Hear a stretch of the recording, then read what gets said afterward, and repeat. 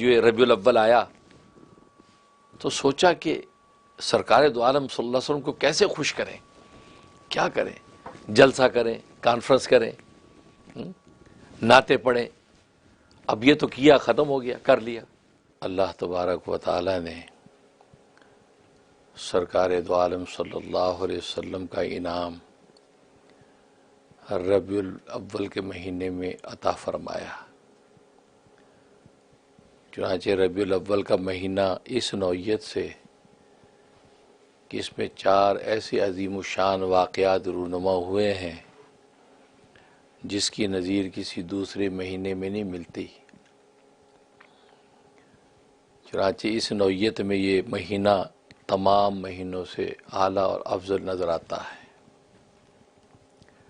اس لیے کہ اس مہینے میں سرکار دو عالم صلی اللہ علیہ وسلم کی ولادت بھی ہوئی، اسی مہینے میں سرکار دو عالم صلی اللہ علیہ وسلم کو نبوت بھی ملی، اسی مہینے میں سرکار دو عالم صلی اللہ علیہ وسلم نے ہجرت بھی فرمائی، اور اسی مہینے میں سرکار دو عالم صلی اللہ علیہ وسلم نے آخرت کی طرف رحلت بھی فرمائی۔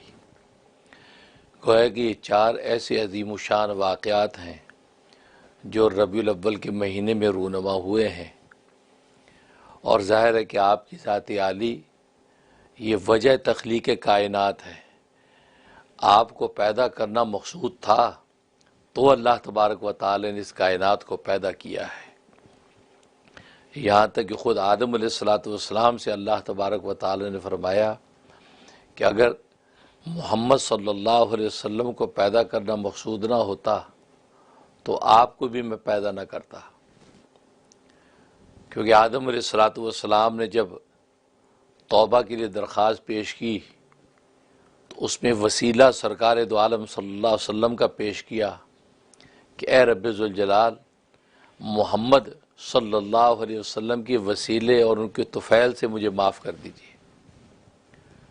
جب یہ بات کہی تو اللہ تبارک و تعالی نے پوچھا، آدم تجھے معلوم ہے کہ یہ محمد کون ہے؟ تو اس پر آدم علیہ السلام نے عرض کیا، اے رب ذوالجلال، مجھے یہ تو پتہ نہیں کہ یہ کون ہے، لیکن میں نے جب جنتوں میں رہتا تھا تو عرش الہی پر میں نے ایک کلمہ لکھا ہوا دیکھا تھا، اس میں لکھا تھا لا الہ الا اللہ محمد الرسول اللہ۔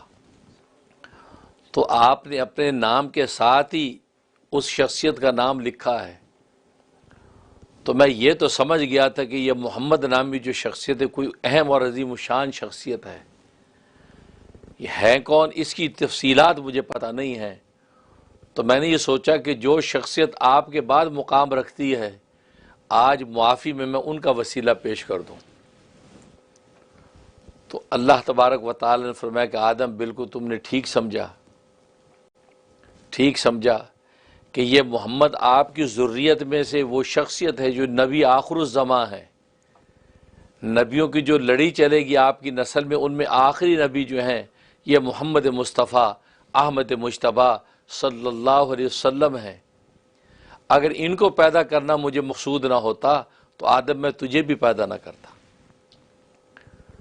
تو پتہ چلا کہ آپ کی ذات وجہ تخلیق کائنات ہے۔ انبیاء اکرام علیہم الصلاۃ والسلام کی نبوت عرضی تھیں، آپ کی نبوت ذاتی تھی، یعنی آپ کی ذات کے اندر ہی نبوت کو داخل کر دیا گیا، آپ ذاتی نبوت لے کر آئے۔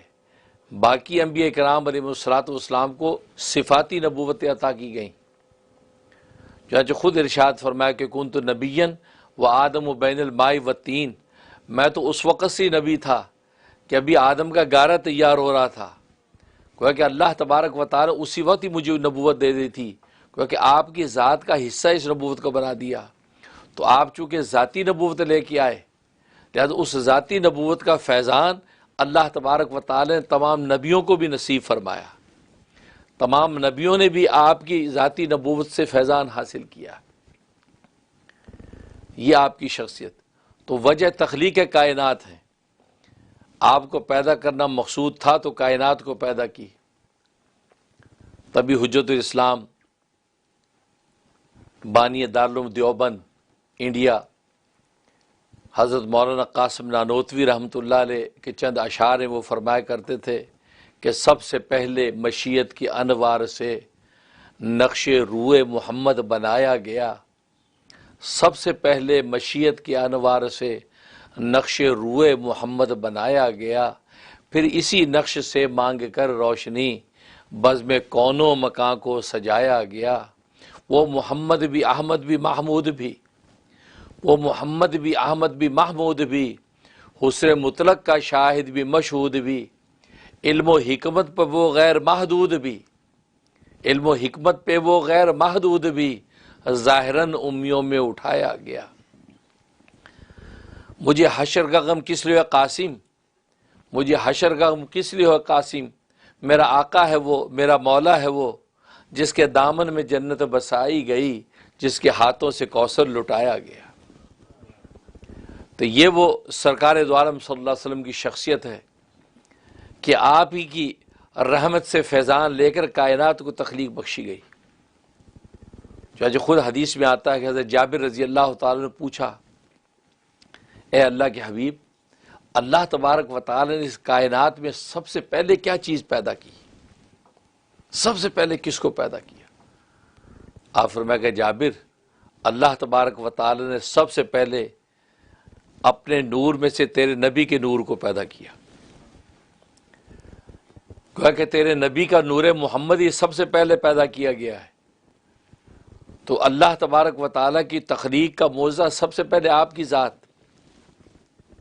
چنانچہ یہ روایت میں پہلے بھی نقل کر چکا ہوں، سیرت حلبیہ علی ابن برہان الدین حلبی رحمۃ اللہ علیہ کی کتاب ہے، بڑی ضخیم سیرت کی تفصیلی، اس میں انہوں نے ایک روایت نقل کی ہے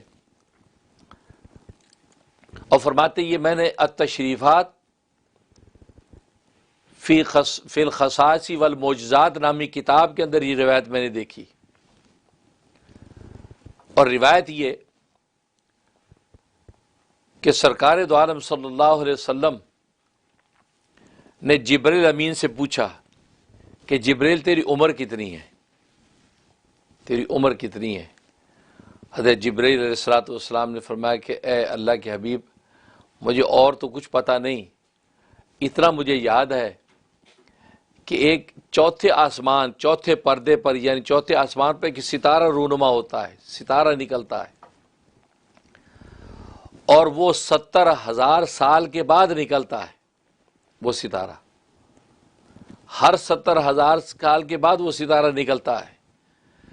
میں نے اس ستارے کو نکلتے ہوئے 72,000 مرتبہ دیکھا ہے۔ اب اس سے آپ اندازہ لگا لیں میری عمر کتنی، یہ تو آپ کے عدد ختم ہو جائیں، آپ کے نمبر فنا ہو جائیں، کیا کتنی لمبی عمر بنے گی کہ وہ ستارہ 70,000 سال کے بعد نکلتا ہے اور اس کو میں نے 72,000 مرتبہ دیکھا ہے۔ اب آپ کاؤنٹنگ کرتے رہ جائیں۔ تو رسول اللہ صلی اللہ علیہ وسلم کے چہرے پہ خوشی سے تمتما گیا، فرمایا کہ جبرائیل، رب ذوالجلال کی قسم، وہ ستارہ میں ہی ہوں۔ اس سے علماء فرماتے ہیں اندازہ لگا لیجئے کہ سرکار دو عالم صلی اللہ علیہ وسلم کا نور محمدی کس وقت پیدا کر دیا۔ اور پھر آپ نے حضرت جابر کی حدیث میں فرمایا کہ اللہ تبارک و تعالی نے سب سے پہلے اپنے نور میں سے میرے نور کو پیدا کیا، مجھے پیدا کیا، پھر میرے اس نور میں سے حصہ لے کر عرش کو پیدا کیا، کرسی کو پیدا کیا، لوح قلم کو پیدا کیا، ساتوں آسمان و زمین کو پیدا کیا، کائنات کی ایک ایک چیز کو پیدا کیا، ملائکوں کو پیدا کیا۔ گویا کہ وہ نور محمدی کا فیضان چل رہا ہے کہ ساری کی ساری کائنات زمین و آسمان کے اللہ تبارک و تعالیٰ نے پیدا فرمائی۔ یہ ہے ہمارے نبی۔ تبھی تو حدیث میں فرمایا ان اولم خلقا و آخرم باسا، میں پیدا سب سے پہلے ہوا ہوں لیکن ظاہر سب سے آخر میں ہوا ہوں۔ پیدا سب سے پہلے ہوں، ظاہر سب سے آخر میں ہوا ہوں۔ چنانچہ حضرت مولانا قاسم نانوتوی فرماتے ہیں کہ یہ تو ہوتا ہی ہے کہ جب کوئی جلسہ اور کانفرنس تقریب ہو تو سب سے پہلے مرکزی جو مقرر اس کو دماغ میں سوچا جاتا ہے کہ مرکزی مقرر کون ہوگا، مہمان خصوصی کون ہوگا، اس سے سب سے پہلے ٹائم لیا جاتا ہے کہ آپ راضی ہیں فلاں دن ہم یہ کرنا چاہتے ہیں، کہتے جی بالکل ٹھیک ہے، میں ٹائم دے دیا۔ اب جب جلسہ شروع ہوتا ہے تو وہ جو مرکزی مقرر جس کی ٹائم لے کر آپ نے تقریب قائم کی، اس کا نمبر ابھی نہیں آتا۔ ایک مقرر کھڑا ہوتا ہے، دوسرا کھڑا ہوتا ہے، تیسرا کھڑا ہوتا ہے، یہاں تک کہ سارے مقرر ختم ہو جاتے، آخر میں وہ آتا ہے۔ کہتا ہے حالانکہ وہ پورا کا پورا جلسہ وہ اسی کے لیے، آخری مقرری کے لیے قائم کیا گیا ہے، کیونکہ سب سے پہلے اسی کو کنفرم کیا اور یہ جلسہ قائم ہوا۔ وہ سب سے آخر میں آتا ہے جس کی وجہ سے کانفرنس قائم کی۔ بالکل اسی طریقے سے اللہ تبارک و تعالی نے یہ زمین پر سبز قالین فرش بچھا دیا، آسمان کے تمبو لگا دیے، چاند سورج ستاروں کے قمقمے لگا دیے، اور کائنات انسانی کو پیدا کر دیا، اور پھر مقررین آنا شروع ہوئے۔ پہلے آدم آیا، پھر شیش آیا، پھر نوح آیا، ابراہیم آیا، ایوب آیا، موسیٰ آیا، عیسیٰ آیا، یہ انبیاء اکرام آتے چلے گئے۔ ہر مقرر یہ آنے کے لیے نہیں آیا، یہ مقرر جانے کے لیے آیا۔ یہ بعد میں جو آخری مقرر ہے اس کے لیے سما اور فضا بنانے کے لیے آیا۔ جب عیسیٰ علیہ السلام آئے، انہوں نے بھی کہہ دیا کہ میرے بعد ایک پیغمبر آنے والے جس کا نام احمد ہوگا، چنانچہ محمد مصطفیٰ صلی اللہ علیہ وسلم سب سے آخر میں تشریف لائے۔ جب وہ تشریف لے آئے، انہوں نے فرمایا انا و صادق ہاتین، میں اور قیامت یوں قریب قریب ہیں جیسے یہ دو انگلیاں قریب ہیں، معمولی سے آپ کو دراڑ نظر آتی ہے بس۔ اس کا مطلب کیا کہ میرے بعد اب کوئی نبی آنے والا نہیں ہے، میں آخری نبی ہوں، انا خاتم النبیین لا نبی بعدی، میرے بعد اب کوئی نبی نہیں، اب میرے پاس قیامت ہی آئے گی، میں اور قیامت یوں پاس پاس ہیں۔ تو آخری مقرر ہی کے لیے اس کائنات کا پورا جلسہ اللہ تبارک و تعالی نے قائم فرمایا۔ یہ ہے ہمارے نبی۔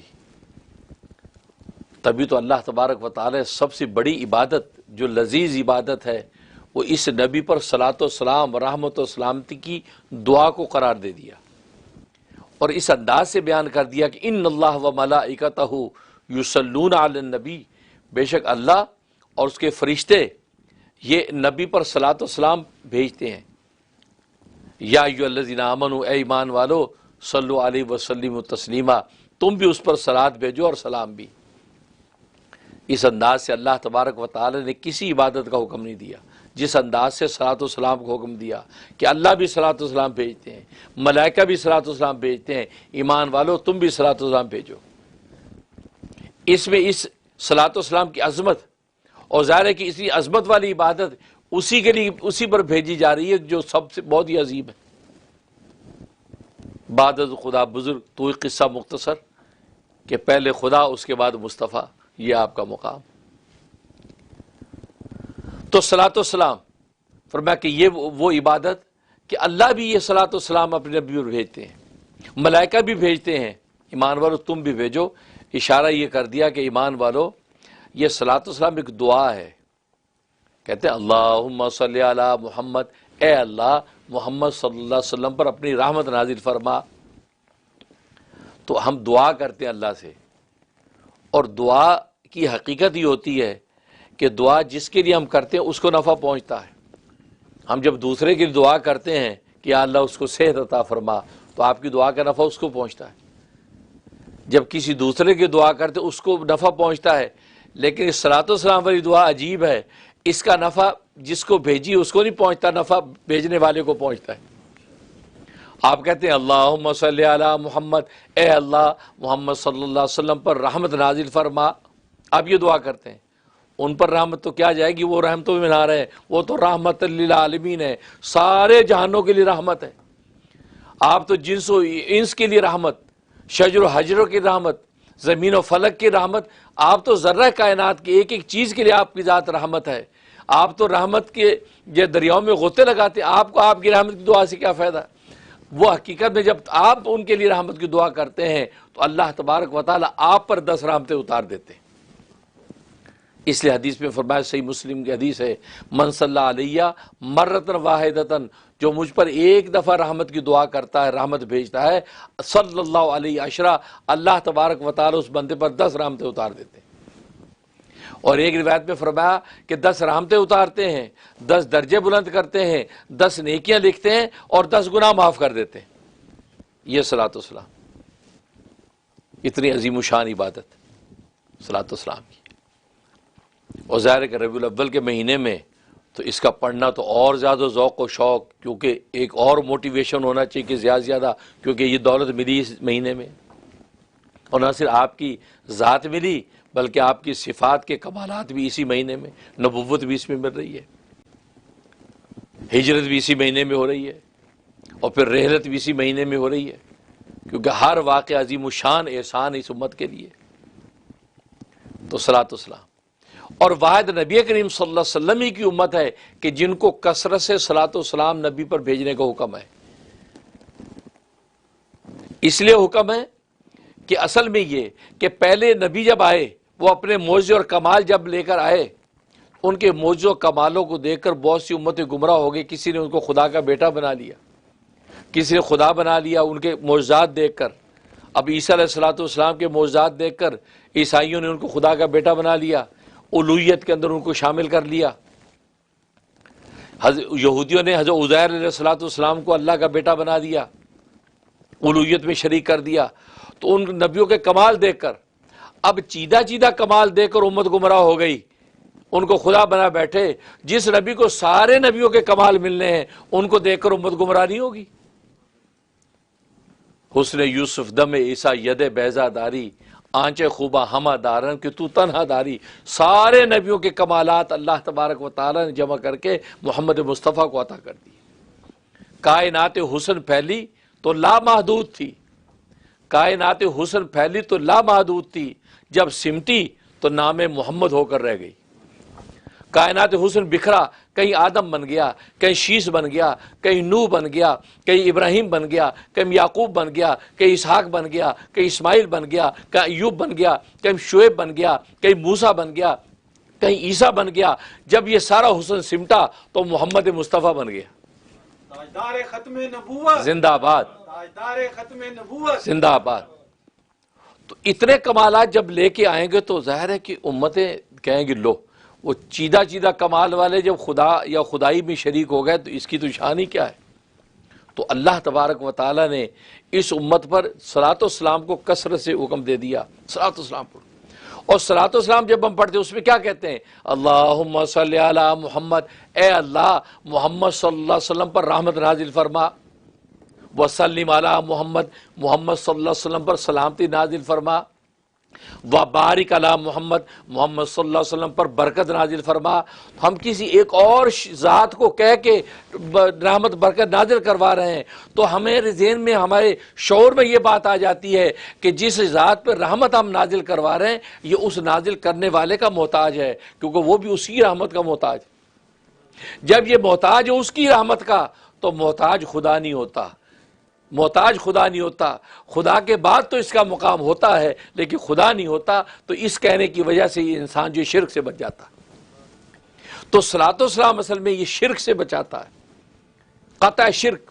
اس سے شاہ ولی اللہ رحمۃ اللہ فرماتے ہیں کہ صلاۃ والسلام کا بڑا فلسفہ یہ بھی ہے کہ امت کو شرک سے بچایا ہے۔ تو معلوم ہے کہ نبی خود کسی سے کو پکارتا ہے وہ خدا ہے، تو جب یہ تصور قائم ہوتا ہے تو شرک کی جڑیں کٹتی ہیں۔ تو اس لیے اس امت کو کثرت سے حکم دیا، آپ صلاۃ والسلام کی عبادت کو ایک خاص انداز سے حکم دے دیا کہ عبادت کرو۔ اور ظاہر ہے کہ یہ اس لیے آپ صلی اللہ علیہ وسلم نے ارشاد فرمایا کہ صلاۃ والسلام واحد نے کی ہے، یہ رد نہیں ہوتی۔ آپ کی قرآن کی تلاوت رد ہو سکتی ہے، نماز رد ہو سکتی ہے، روزے رد ہو سکتے ہیں، لیکن صلاۃ والسلام اگر آپ نے پڑھا، بھلے غفلت میں پڑھا بھلے اب تیقظ میں پڑھا، یہ رد نہیں ہوتا، یہ قبول ہوتا ہی ہوتا ہے، کیونکہ آپ نے اللہ کے محبوب کے لیے دعا کی ہے تو اللہ اپنے محبوب کے لیے دعا کیوں نہیں قبول کرے گا؟ فوراً قبول کرے گا۔ اس لیے حدیث میں فرمایا کہ جب تم دعائیں مانگا کرو تو تم ان دعاؤں کے اول آخر میں مجھ پر صلاۃ والسلام شامل کر لیا کرو، کیونکہ جب یہ دعائیں جائیں گی آسمانوں پہ تو اللہ تبارک و تعالیٰ وہ صرف صلاۃ والسلام کو قبول کرے، دعا رد کر دے، ایسا نہیں کرے گا۔ وہ صلاۃ والسلام کو تو ڈیفینیٹلی قبول کرتا ہی ہے، تو تمہاری دعائیں بھی ساتھ قبول کر لے گا۔ اور ایک حدیث میں فرمایا کہ تمہاری دعائیں آسمان و زمین میں لٹکی رہتی ہیں جب تک مجھ پر صلاۃ والسلام نہیں بھیجتے، اس وقت تک لٹکی رہتی ہے۔ جب صلاۃ والسلام پڑھتے ہو تو اللہ تبارک و تعالیٰ کے عرش کے پاس پہنچ جاتی ہے۔ یہ صلاۃ والسلام۔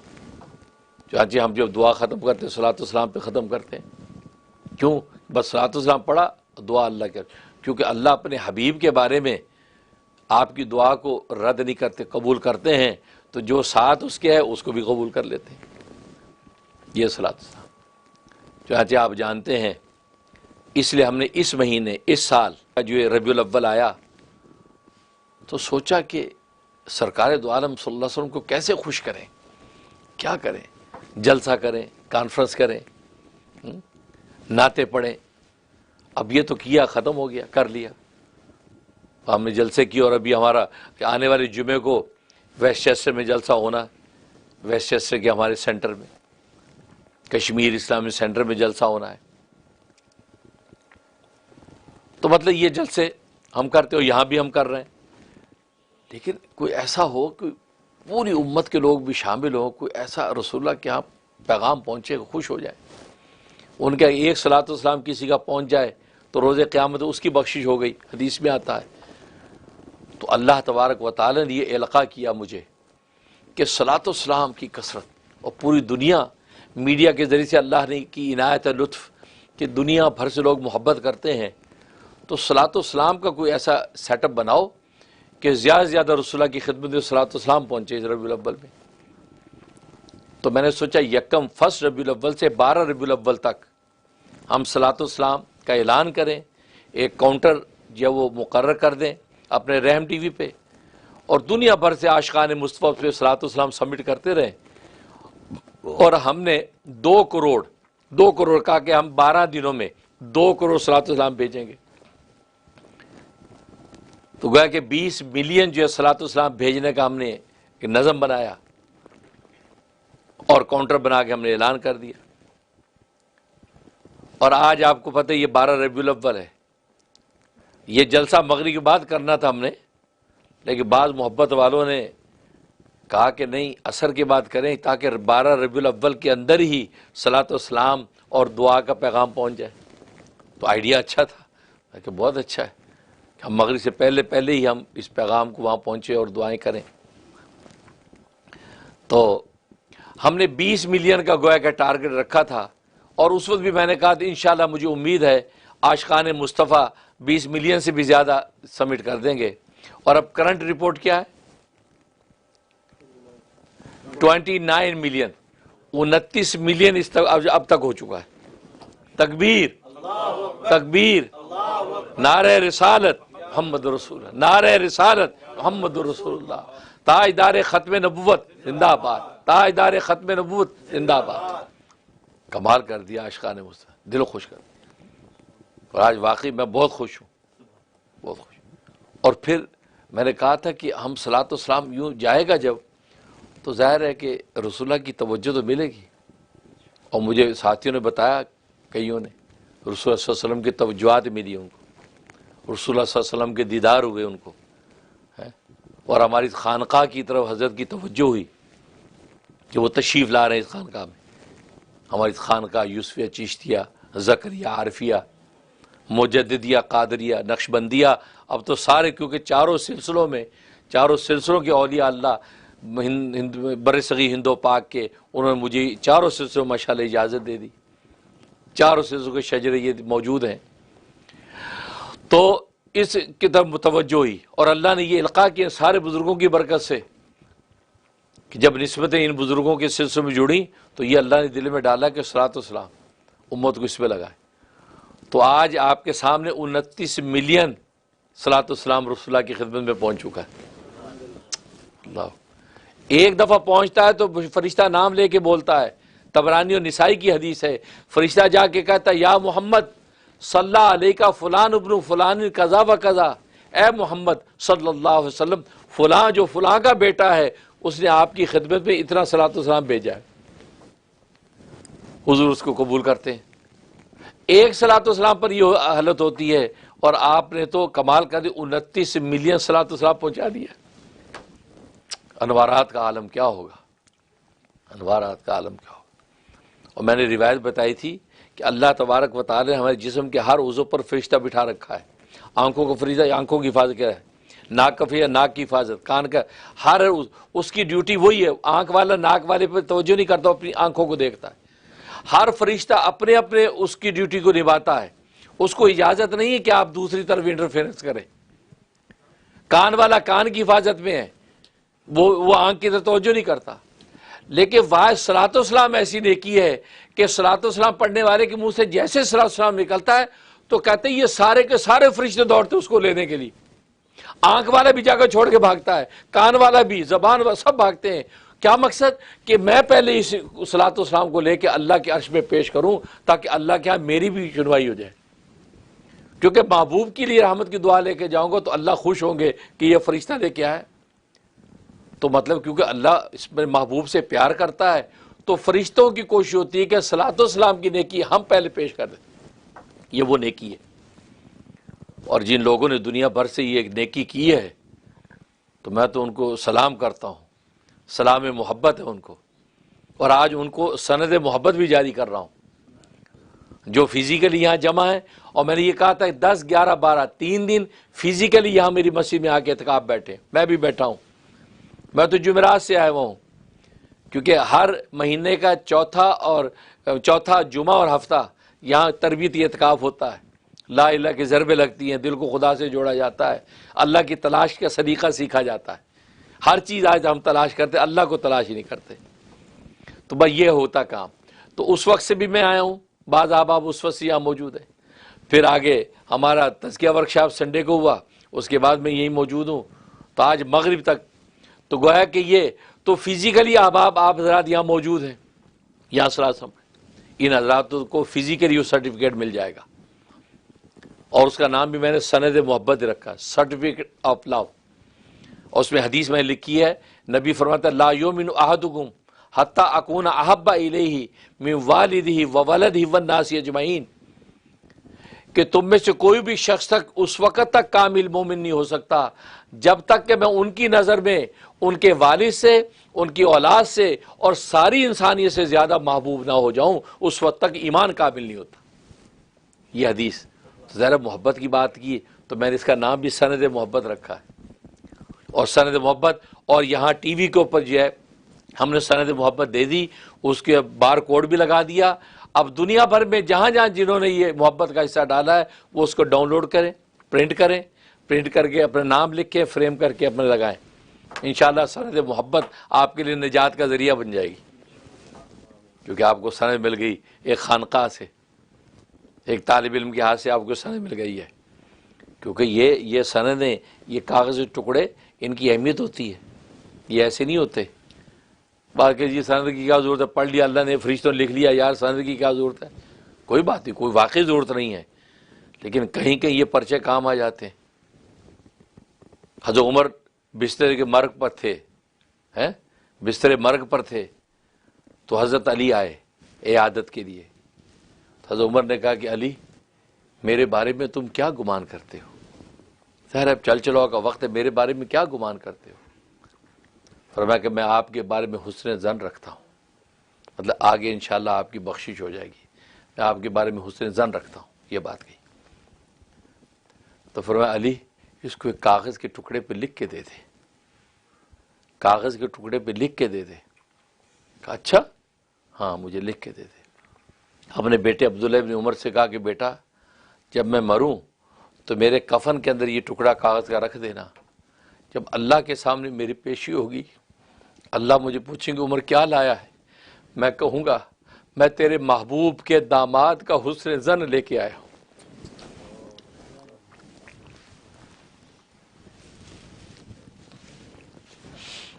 میں تیرے محبوب کے داماد کا حسن ظن لے کے آیا ہوں اور میرے پاس کچھ نہیں ہے. دیکھو کاغذ کا ٹکڑا، نظائر موجود ہیں. تو یہ کاغذ کے ٹکڑے ایسے نہیں ہیں.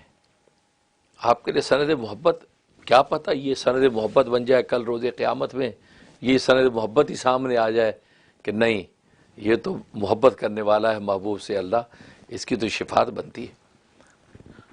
اس لیے میں نے وہ سند محبت جاری کی ہے اور 29 ملین لوگ اپنے اپنے مقام پہ اس سند محبت کو جو ہے پرنٹ آؤٹ کریں اور بار کوڈ اس کا لگا دیا ہے. اور پرنٹ آؤٹ کر کے خوبصورت کر کے نمایاں جگہ پہ لگائے، اس لیے کہ نبی سے محبت نہیں تو اس امت کو بچا رکھا ہے، ورنہ اس امت کے پلے راہ کچھ نہیں ہے۔ جس طرح کی آپس کی سر پٹول ہے، جس طرح معاشی بدحالی ہے، جس سیاسی بدحالی کا ہم شکار ہیں، اگر محمد مصطفیٰ کے ساتھ ہماری سچی محبتیں نہ ہوتی اس امت کا بچنا مشکل ہے۔ آپ نے دیکھا نہیں کتنی امتیں، کتنے نبی گزرے ہیں، کہاں ہیں امتیں؟ مٹ گئیں، کتنی امتیں مٹ گئیں، کتنی قومیں مٹ گئیں، آج تاریخ کا صرف حصہ رہ گئیں۔ لیکن رسول اللہ کے ساتھ یہ اس امت کی جو محبت ہے، ادنا ترین گناہ گار ترین امتی بھی ایسا عشق و محبت میں دیوانہ ہو جاتا ہے۔ تو سند محبت ہم نے جاری کی ہے، وہ اس کو پرنٹ آؤٹ کریں۔ تو یہ ہمارے لیے بہت مسرت و خوشی کا موقع ہے کہ اللہ تبارک و تعالی نے ہماری اس خانقاہ کے ذریعے سے یہ کام پوری دنیا کے اندر لیا، اور یہ خاص اویئرنیس پیدا ہوئی۔ چھوٹے چھوٹے معصوم بچوں نے گھروں میں بیٹھ پڑھ پڑھ کے وہ سبمٹ کیا، اس کے اندر جیسے السلام سبمٹ کیا۔ میری ننھی نواسیاں ہنا اور افیرا، انہوں نے پڑھ پڑھ کے سبمٹ کیا۔ چھوٹی بچیاں جن بچوں کو کھیل سے فرصت نہیں، وہ اپنے پیارے نبی کے لیے پڑھ پڑھ کے کر رہی۔ تو یہ اور اس اویئرنیس کی ضرورت ہے تاکہ بچوں کے اندر عشق رسول پیدا ہوگا تو پھر کمال کو پہنچے گی امت۔ تو خیر یہ ہوا، تو یہ بڑی خوشخبری کی بات